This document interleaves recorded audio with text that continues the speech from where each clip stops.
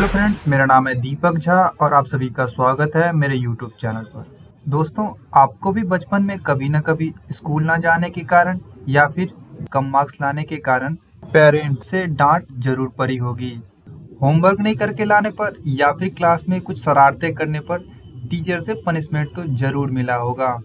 दोस्तों, उस वक्त हमारे मन में सिर्फ एक ही ख्याल आता था, काश ये स्कूल बंद होता, टीचर नहीं होता, कितना अच्छा होता, हमें स्कूल नहीं आना पड़ता। अब आप सोच रहे होंगे, ये तो सबके साथ होता है, इसमें इतना खास क्या है। तो मैं आपको बता दूं दोस्तों कि आज भी हमारे देश या दुनिया के अधिकतर देशों में ऐसे लाखों बच्चे हैं जिन्हें स्कूल जाने या पढ़ने का मौका तक नहीं मिलता। हो सकता है इसकी वजह हर जगह एक जैसी नहीं हो। कहीं इसका कारण सिविल वॉर, कहीं गरीबी, तो कहीं आतंकवाद, कभी कभी नेचुरल डिजास्टर भी हो सकता है। दोस्तों, वे लोग बहुत खुश नसीब होते हैं जिन्हें बचपन में पढ़ने का, कुछ बनने का, अपना सपना पूरा करने का मौका मिलता है। स्कूल ना जाने या पढ़ने के लिए सबको मौका नहीं मिलने के कारणों में जो सबसे दुखद और शोचनीय घटना है वो है आतंकवाद। क्योंकि बचे हुए कारणों में इंसान अपने मजबूरी के कारण अपने जन्मजात गुण कुछ सीखने या पढ़ने से दूर रह जाता है, लेकिन आतंकवाद इकलौता ऐसा कारण है जिसमें इंसानों को अपने गुणों से, अधिकारों से तथा प्रतिभा से दूर रहने के लिए मजबूर किया जाता है। दोस्तों, इसका सबसे बड़ा कारण यह है कि एक अनपढ़ या मूर्ख लोगों की ब्रेन वॉश करना आसान होता है, जिससे आतंकवाद के आकाओं को अगली पीढ़ी के लिए आतंकवाद तैयार करना आसान हो जाता है। दोस्तों, आतंकवाद किसी समाज पर वो कालिक धब्बा है जिसके कारण सिर्फ इंसान की मौत नहीं होती बल्कि इंसानियत की मृत्यु हो जाती है। आतंकवाद जहां अपना पैर फैलाना शुरू कर देता है, उस क्षेत्र में सिर्फ और सिर्फ तबाही का मंजर दिखता है। चाहे पाकिस्तान हो, अफगानिस्तान हो, सीरिया हो या हमारा जम्मू कश्मीर हो, ऐसे जगहों पर पढ़ाई लिखाई या स्कूल जाना, ये सब सोचने में भी डर लगता है। लेकिन अगर कोई ऐसे माहौल में शिक्षा और स्कूल की बात करे तो वो कोई महान शख्सियत ही हो सकता है। दोस्तों, ऐसे ही एक महान शख्सियत की कहानी आज हम जानने वाले हैं। इन्होंने तालिबान जैसे खतरनाक आतंकवादी संगठन के खिलाफ खड़ी होकर बच्चों की शिक्षा के लिए, खास करके महिलाओं के शिक्षा के लिए आवाज उठाई और आज ये दुनिया की सबसे कम उम्र में नोबेल पुरस्कार पाने वाली शख्सियत है। जी हाँ दोस्तों, इनका नाम है मलाला यूसुफजई। ये हमारे पड़ोसी देश पाकिस्तान की रहने वाली हैं। मलाला यूसुफजई का जन्म 12 जुलाई 1997 को उत्तरी पश्चिमी पाकिस्तान के खैबर पख्तूनख्वा प्रोविंस के स्वत जिले में हुआ था। स्वत वैली एक हरी भरी घाटी है। कुछ समय तक यह स्थान पर्यटकों का पसंदीदा गर्मी बिताने का स्थान हुआ करता था। यह अपने समर फेस्टिवल के लिए भी जाना जाता था, पर तालिबानियों के दखल के बाद इस इलाके की शांति भंग हो गई और पर्यटक यहाँ से दूर हो गए। मलाला यूसुफजई का जन्म एक मध्य वर्गीय पश्तूनी मूल के सुन्नी मुस्लिम परिवार में हुआ था। इनके गांव का नाम मिंगोरा है, जहाँ पर लड़की के जन्म लेने पर कोई बधाइयाँ नहीं दी जाती थी, खुशियाँ नहीं मनाई जाती थी। इसके बावजूद इनके पिता जियाउद्दीन यूसुफजई काफ़ी खुश थे और इनकी माता तूरपकई यूसुफजई भी काफ़ी खुश थी, जिसके कारण उन्होंने अपनी बेटी का नाम मलाला रखा। दोस्तों, पाश्तून मूल के लोगों को अफगानी भी कहते हैं। माना जाता है कि ये लोग ईरान के मूल निवासी थे। मलाला की मां ने इनका नाम मलाला इसलिए रखा था क्योंकि मिंगोरा तथा इसके आसपास के इलाकों में मलालई नाम की एक पश्तूनी लड़की की बहादुरी की कहानी काफ़ी प्रचलित है। कहा जाता है, जब 1880 ईस्वी में अफगानिस्तान और अंग्रेजों के बीच माइवांड का युद्ध हुआ था, उस समय काफ़ी अफगानी सैनिक मारे गए और बहुतों घायल हुए, जिसके कारण इस इलाके में इतना दहशत फैल गया कि लोग घायल सैनिकों की मदद तक करने से डर रहे थे। ये बात जब मलालई को पता चला तो वह सीधे लड़ाई के मैदान में पहुंच गए, कई घायल सैनिकों की जान बचाई। इसी दौरान एक सैनिक को उठाते वक्त उन्हें भी गोली लग गई और वो शहीद हो गई। उनकी इस बहादुरी से सैनिकों में इतना जोश भर गया, अफगानी सैनिक इस युद्ध को जीत गए। कहा जाता है कि ये उस समय ब्रिटेन की सबसे बड़ी हारों में से एक था। दोस्तों, मलाला यूसुफजाई के पिता जियाउद्दीन यूसुफजाई खुशहाल नाम से एक प्राइवेट स्कूल चलाते हैं। ये एक आदर्शवादी इंसान है जो बच्चों के शिक्षा के अधिकार की मांग और सुविधा के लिए बढ़ चढ़कर आंदोलनों में हिस्सा लिया करते हैं। मलाला के परिवार में उनके पेरेंट्स के अलावा उनके 2 भाई भी रहते हैं, जिनका नाम खुशहाल और अटल है। मलाला यूसुफजाई अपने पिता के स्कूल में ही पढ़ती है। पढ़ने लिखने का काफ़ी शौक था, जिसके कारण अपने क्लास में हमेशा फर्स्ट आती थी। इन्होंने अपने एक इंटरव्यू के दौरान बताया कि बचपन में वह एक डॉक्टर बनना चाहती थी, लेकिन पाकिस्तान के पॉलिटिकल सिचुएशन के बारे में समझाते हुए उनके पिता ने उन्हें पॉलिटिशियन बनने की नसीहत दी। उन्होंने कहा था कि बेटा, तुम यदि डॉक्टर बनोगी तो सिर्फ अकेले डॉक्टर बन पाओगी, लेकिन अगर एक पॉलिटिशियन बनोगी तो तुम हजारों बच्चों के डॉक्टर बनने की सपना पूरा कर पाओगी। दोस्तों, आज के समय में मलाला यूसुफजाई पाकिस्तान की प्रधानमंत्री बनना चाहती है, जो मुख्य रूप से पाकिस्तान के फाउंडर मोहम्मद अली जिन्ना, बेनज़ीर भुट्टो और नेल्सन मंडेला जैसे नेताओं से इंस्पायर्ड है। दोस्तों, जब सितंबर 2008 में मलाला अपने पिता के साथ पेशावर के एक प्रेस क्लब में गई, वहां पर पहली बार उन्हें 11 वर्ष की उम्र में राइट टू एजुकेशन पर बोलने का मौका मिला।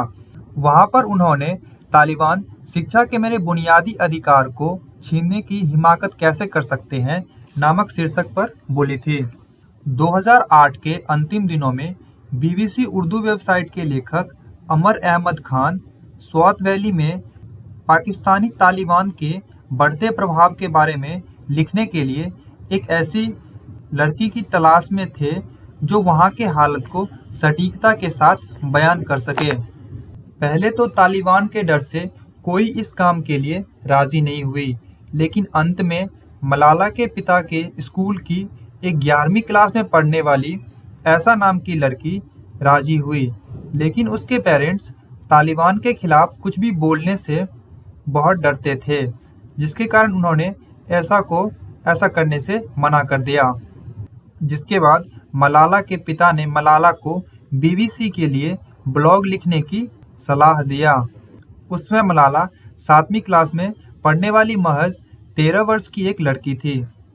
BBC ने मलाला यूसुफजाई की सुरक्षा का ध्यान रखते हुए उनके ब्लॉग को गुल मकई एक नकली नाम से प्रकाशित किया, जिसमें उन्होंने 2007 में हुए स्वात वैली की पहली लड़ाई और तालिबान के प्रभाव से होने वाले समस्याओं की ओर लोगों का ध्यान आकर्षित किया। इन्होंने अपने ब्लॉग में लिखा था कि मौलाना फजलुल्लाह, जो कि पाकिस्तानी तालिबान का कमांडर था, इसने पूरे स्वात वैली में टीवी देखने पर, गाना सुनने पर, लड़कियों को पढ़ने के लिए स्कूल जाने पर, यहाँ तक कि महिलाओं को बाजार जाने पर भी प्रतिबंध लगा रखा था।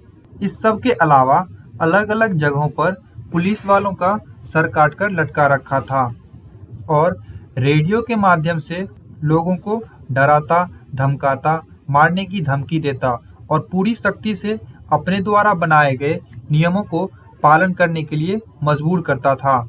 2007 में हुई स्वात वैली की पहली युद्ध के बाद बहुत हद तक इस क्षेत्र में तालिबान का प्रभाव कम हुआ, लेकिन पूरी तरह से खत्म नहीं हो सका और 2008 तक धीरे धीरे इस क्षेत्र पर फिर से तालिबान का प्रभाव बढ़ गया। तब 15 जनवरी 2009 को तालिबानियों ने मिंगोरा में लड़कियों को स्कूल जाने पर फिर से प्रतिबंध लगा दिया और सैकड़ों से अधिक स्कूलों को बम से उड़ा दिया। इस घटना के बाद 24 जनवरी 2009 को मलाला ने अपने एक ब्लॉग में लिखा था कि हमारा वार्षिक परीक्षा नहीं हो रहा है और शायद यह तब तक नहीं हो सकता जब तक तालिबानी लड़कियों को स्कूल जाने की इजाज़त न दे दे। इसके बाद 16 फरवरी 2009 को पाकिस्तानी सरकार और आतंकी संगठन तालिबान के बीच एक शांति समझौता साइन हुआ, जिसके बाद 18 फरवरी 2009 को मौलाना फजलुल्लाह ने FM रेडियो के माध्यम से यह घोषणा किया कि लड़कियों के लिए स्कूल खुला रहेगा, लेकिन लड़कियां सिर्फ प्राइमरी स्कूल तक स्कूल में पढ़ने के लिए जा सकती है और बची हुई लड़कियां परीक्षा तक स्कूल जा सकती है, और वो भी बुर्का पहन करके। इस बीच स्वात वैली में रहने वाले अधिकतर लोग यहाँ से चले गए, लेकिन मलाला का परिवार अपने घर में ही रहे। वे मिंगोरा छोड़कर नहीं जाना चाहते थे। पाकिस्तान की सरकार ने स्वात वैली को पूरी तरह से तालिबानियों से आज़ाद करवाने के लिए मई 2009 में राह ए रास्त नामक ऑपरेशन चलाया, जिसे स्वात वैली की दूसरी लड़ाई के नाम से भी जाना जाता है।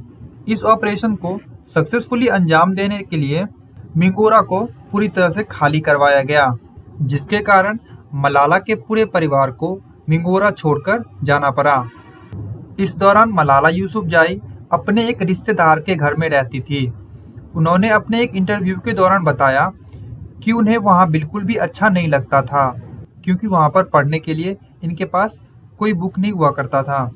दोस्तों, दुनिया के महान लोगों में एक बात कॉमन होती है कि वे सभी किताब पढ़ने के बहुत शौकीन होते हैं, चाहे वे भगत सिंह हो, बिल गेट्स हो, एलोन मस्क हो या फिर कोई और।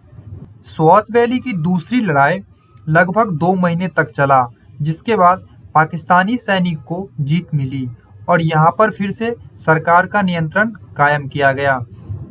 इस दौरान कई तालिबानी कमांडरों को मार दिया गया और कईयों को गिरफ्तार कर लिया गया।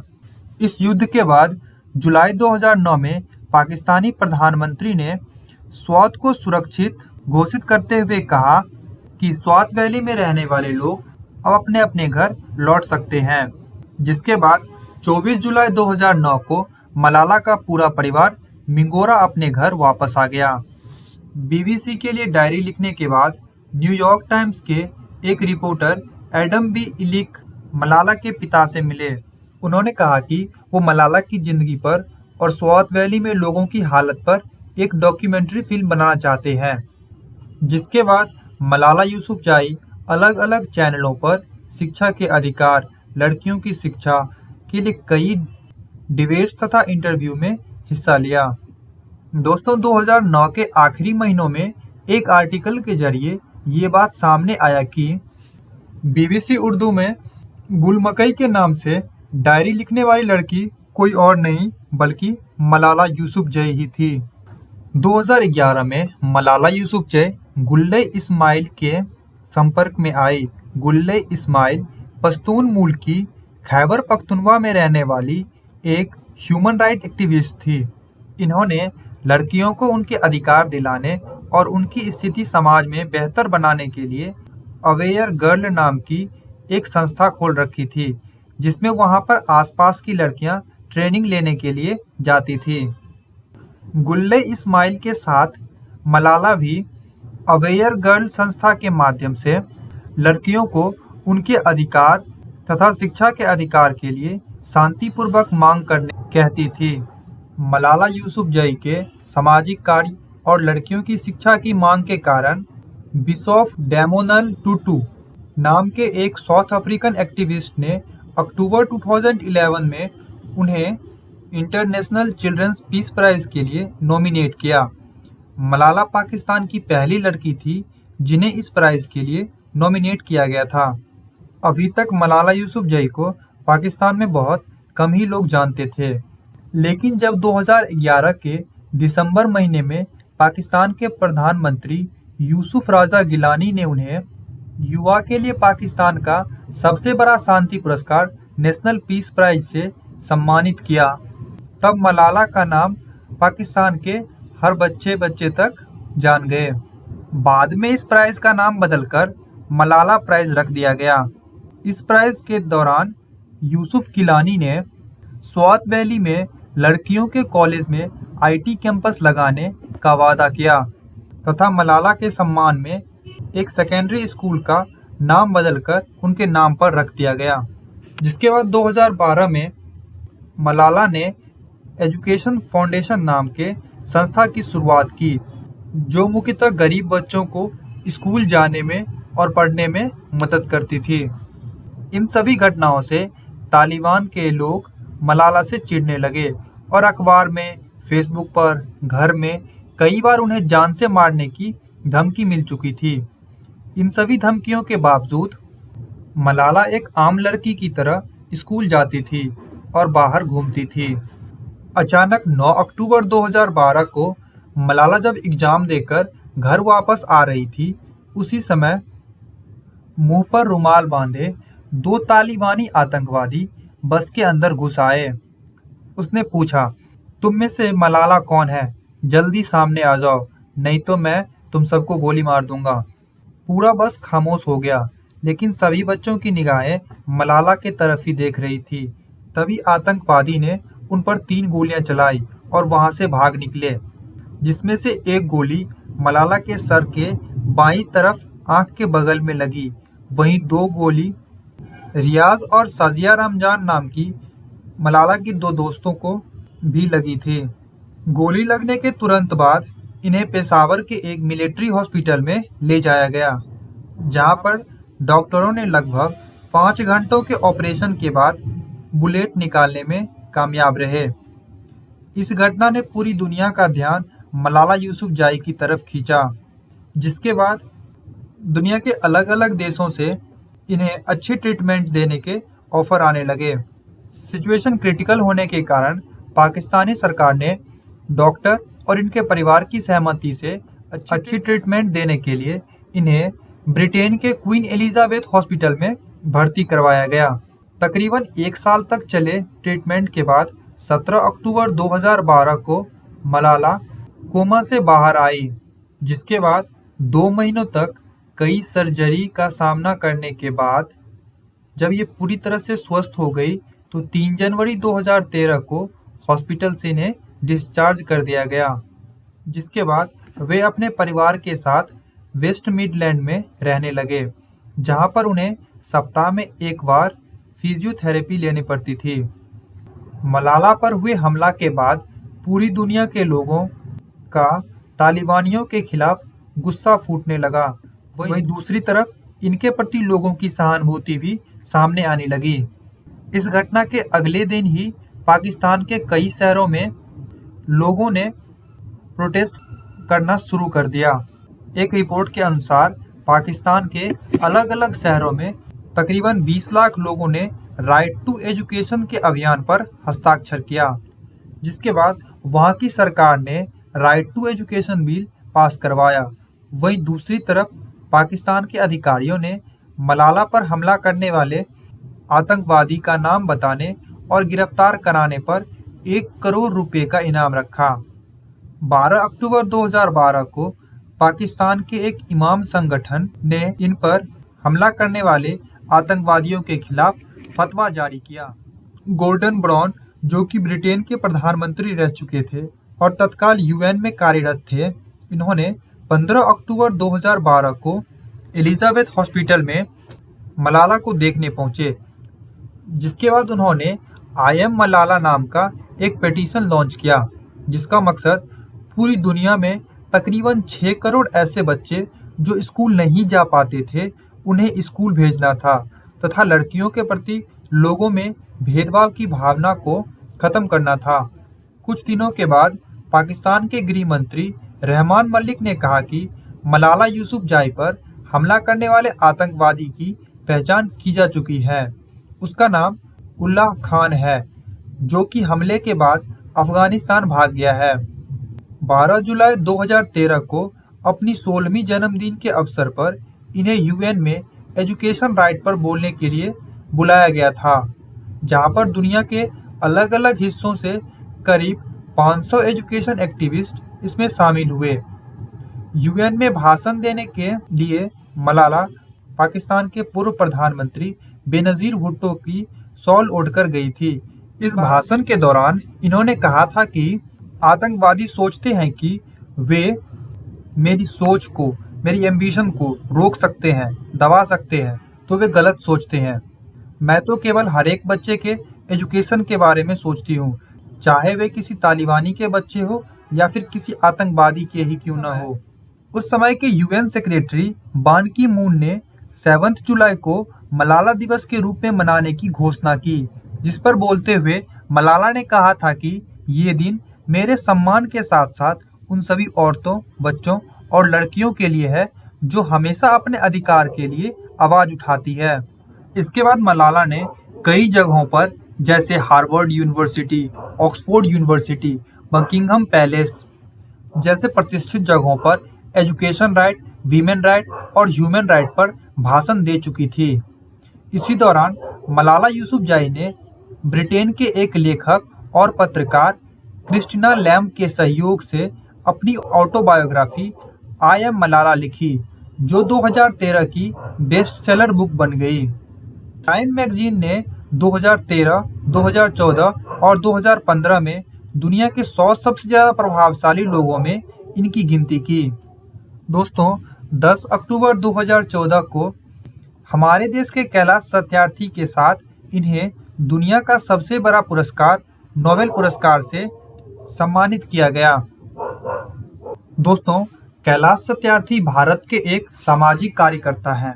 इन्होंने भारत में बाल मजदूरी खत्म करने और बच्चों को स्कूल भेजने के लिए अथक प्रयास किया। मलाला यूसुफजई को बच्चों के लिए शिक्षा की मांग करना और औरतों के अधिकार की मांग करने के लिए किए गए स्ट्रगल के लिए इन्हें महज 17 वर्ष की उम्र में नोबेल पीस प्राइज से सम्मानित किया गया। यह पाकिस्तान के इतिहास में दूसरी शख्सियत थी जिन्हें नोबेल प्राइज मिला था। इससे पहले 1979 ईस्वी में अब्दुल सलाम को फिजिक्स में नोबेल पुरस्कार मिला था। दोस्तों, आज ये मलाला फंड नाम से एक एनजीओ चलाती है जिसका मुख्य उद्देश्य बच्चों के लिए शिक्षा व्यवस्था की मांग करना एवं जहां हो सके उन्हें मदद करना। इन्होंने 12 जुलाई 2015 को अपने 18वें जन्मदिन पर बीका वैली, लेबनान में सीरिया के बॉर्डर के नज़दीक सीरियन रेफ्यूजी बच्चों के लिए एक स्कूल खोली। अगर हम इनकी अपनी एजुकेशन की बात करें तो इन्होंने ज्योग्राफी, हिस्ट्री, मैथमेटिक्स और रिलीजियस स्टडी में बर्मिंघम के बेस्टन हाई स्कूल से स्कूली शिक्षा पूरी करने के बाद ऑक्सफोर्ड यूनिवर्सिटी से फिलॉसफी, पॉलिटिक्स और इकोनॉमिक्स में बीए कर रही है, जो 2020 में कंप्लीट हो गया है। अभी तक के न्यूज़ के अनुसार ये पाकिस्तान में अपनी एक पार्टी बनाकर पीएम की चुनाव लड़ना चाहती है। दोस्तों, भविष्य में ये अगर पाकिस्तान के प्रधानमंत्री बनती है तो पाकिस्तान के लिए इससे अच्छा और कुछ नहीं हो सकता और उम्मीद है कि हमारे रिश्ते भी अच्छे होंगे। Thank you. जल्द मिलेंगे अगली वीडियो में।